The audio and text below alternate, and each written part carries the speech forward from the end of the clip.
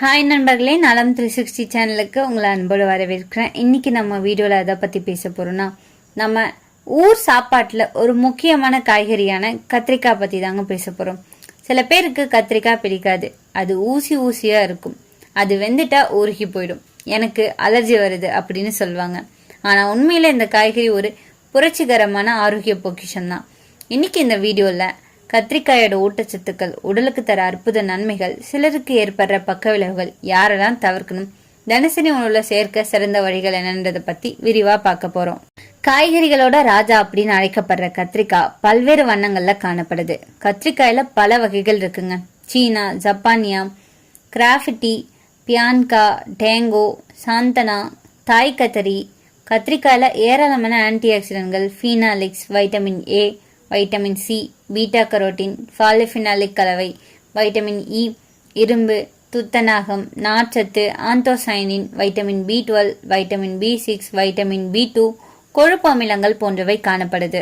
இந்த சத்துக்கள் சருமம் மற்றும் கூந்தலுக்கு நன்மை தருவது மட்டும் இல்லாம உடலை பல பிரச்சனைகள்ல இருந்து விலக்கி வைக்கும். கத்திரிக்காயை உணவுல தொடர்ந்து சேர்த்துக் கொள்வதன் மூலம் வாயு, அமிலத்தன்மை, மலச்சிக்கல் போன்ற பிரச்சனைகள் நீங்கும்.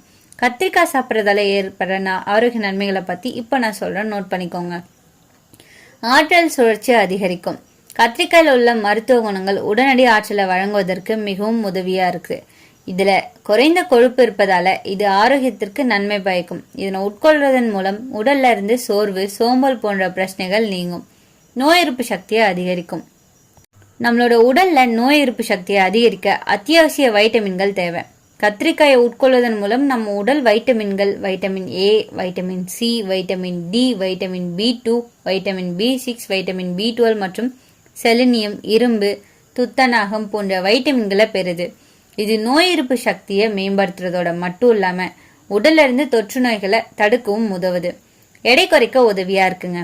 சிலர் உடல் பருமன் பிரச்சனையை சமாளிக்க பல விலையுயர்ந்த பொருட்களை வாங்கியோ அப்படி இல்லைன்னா உணவுல மாற்றங்களையோ செஞ்சு பலன் கிடைக்காதால விரைவில் மன உளைச்சலுக்கு ஆளாவறாங்க. இவங்கள நீங்களும் ஒருவரா இருந்தீங்கன்னா கத்திரிக்காயை உட்கொள்றதன் மூலம் எடையை எளிதா குறைக்க முடியுங்க. கத்திரிக்காயில அதிக அளவு தண்ணீர் இருக்கு. இது தவிர நார்ச்சத்து இதுல அதிக அளவுல இருக்கு. மேலும் இதுல கலோரிகள் மிக குறைவு. இந்நிலையில அதை உட்கொண்ட பிறகு வயிறு நிரம்பியதான் உணர முடியும். மற்றும் நபர் குறைவான உணவை சாப்பிட்றது ரொம்பவே ஹெல்ப்ஃபுல்லா இருக்கும். ஞாபக மறதி பிரச்சனைக்கு நல்லதுங்க. கத்திரிக்காயை உட்கொள்வதன் மூலம் மனநல பிரச்சனைகள் குணமாகும். இதனை உட்கொள்றதால மனநிலை மேம்படும். அதே நேரத்துல ஒரு நபருக்கு மகிழ்ச்சியின் உணர்வு ஏற்படுது. நினைவாற்றல் குறைபாடு அல்லது மூளையின் செயல்பாட்டின் குறைபாடு போன்ற பிரச்சனைகளால நீங்க சிரமப்பட்டீங்க அப்படின்னா நீங்க கத்திரிக்காயை உட்கொள்ளலாம். இதன் உள்ள காணப்படுற folate, vitamin A, vitamin B, vitamin C, இரும்பு, துத்தநாகம் போன்றவை இந்த பிரச்சனையை தீர்க்க பயனுள்ளதா இருக்கும். கூந்தல் ஆரோக்கியத்துக்கு நல்லது. கத்திரிக்காயில ஏராளமான அத்தியாவசிய வைட்டமின்கள், நீர் போன்றவை உள்ளனங்க. இது முடியின் வேர்களை வலுப்படுத்துவது மட்டும் இல்லாம வேர்களுக்கு தேவையான ஊட்டச்சத்தையும் வழங்குது. பிரிஞ்சு பேஸ்டையும் பயன்படுத்தலாம். இதற்கு கத்திரிக்காயை அரைச்சி வேர்கள்ல தேக்கவும். இப்போது ஷாம்பு மற்றும் சாதாரண நீல முடிய கழுவுங்க. இவ்வாறு செய்வதால முடி வலுவடையும். சரும ஆரோக்கியத்துக்கு நல்லதுங்க. கத்திரிக்காயில ஏராளமான நார்ச்சத்து, வைட்டமின், தாதுக்கள் போன்றவை இருக்கு. இது சருமத்தை நீரேற்றமா வச்சிருக்க மட்டும் இல்லாம சூரிய ஒளியில இருந்து மந்தமா சருமத்தையும் பாதுகாக்குது. இயற்கையான ஈரப்பதத்தையும் பராமரிக்க அல்லது தோல்ல உள்ள எந்த வகையான அரிப்புகளையும் நீக்க கத்திரிக்காயை பயன்படுத்தலாம். இந்த நிலையில தேன், கற்றாழை சாறு மற்றும் பிரிஞ்சி பேஸ்ட் கலந்து முகத்துல தடவுங்க. 10 நிமிஷம் கழிச்சு முகத்தை கழுவுங்க. இப்போது ஐஸ் கட்டிகள் உதவியுடன் முகத்தை குளிர்விக்கும். பிறகு முகத்தை கழுவும். இவ்வாறு செய்வதன் மூலம் இயற்கை ஈரப்பதம் திறமும் கிடைக்கும். யாரெல்லாம் கத்திரிக்காய் சாப்பிடக்கூடாது தெரியுமா? மூலநோய் உள்ளவங்க. நீங்க பயில்சால அவதிப்பட்டீங்க அப்படின்னா கத்திரிக்காய் தவிர்த்துடுங்க. ரத்தம் தோய்ந்த குவியல்களால பாதிக்கப்பட்டவங்களுக்கு கத்திரிக்காய் ஆபத்தானது. அத்தகையவர்கள் கத்திரிக்காயை உட்கொண்டா அவங்களின் பிரச்சனைகள் கணிசமா அதிகரிக்கும். கத்திரிக்காயில ஆக்சிலேட் அப்படின்ற தனிமம் இருக்கு. இது சிறுநீரக கற்கள் பிரச்சனையை அதிகரிக்கும். இது போன்ற சூழ்நிலையில சிறுநீரக கற்களால அவதிப்படுறவங்க கத்திரிக்காய் சாப்பிட்றத தவிர்க்கணுங்க. இது தவிர ஆக்சிலேட் காரணமா கால்சியம் உடல்ல சரியா உறிஞ்சப்படுறதில்ல. இதன் காரணமா எலும்புகள் மற்றும் பற்கள்ல பிரச்சனைகள் அதிகரிக்கும். கர்ப்பிணி பெண்கள் கத்திரிக்காயை அதிகமா உட்கொள்றது கர்ப்பிணி பெண்களுக்கு ஆபத்தானது. இது குறிப்பா கர்ப்பிணி பெண்களுக்கு தீங்கு விளைவிக்கும். கர்ப்பிணி பெண்கள் கத்திரிக்காயை அதிகமா உட்கொள்ளக்கூடாது. கத்திரிக்காயின் தன்மை மிகவும் சூடா இருக்கும். இந்த நிலையில கத்திரிக்காயை அதிகமா உட்கொண்டா கருசிதைவு ஏற்படுவதற்கான வாய்ப்புகள் அதிகரிக்கும். இரத்த சோகை உள்ளவங்க. இரத்த சோகை பெண்களுக்கு பொதுவான பிரச்சனை. இந்நிலையில பெரும்பாலான பெண்கள் இரத்த சோகையால பாதிக்கப்படுறாங்க. இரத்த சோகையால பாதிக்கப்பட்ட பெண்களும் கத்திரிக்காயை அதிகமா சாப்பிடக்கூடாது. குறிப்பா மாதவிடாய் காலங்களில் இதற்கு பல காரணங்கள் இருக்கலாம். கத்திரிக்காயின் சூடான தன்மை காரணமா இரத்தப்போக்கு சாத்தியம் கணிசமா அதிகரிக்குது.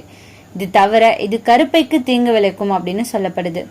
மனசோர்வு மருந்துகளோட இதை நம்ம எடுத்துக்க கூடாதுங்க. மன அழுத்த எதிர்ப்பு மருந்துகளை உட்கொள்ளும் நோயாளிகளும் கத்திரிக்காயை உட்கொள்ளக்கூடாது.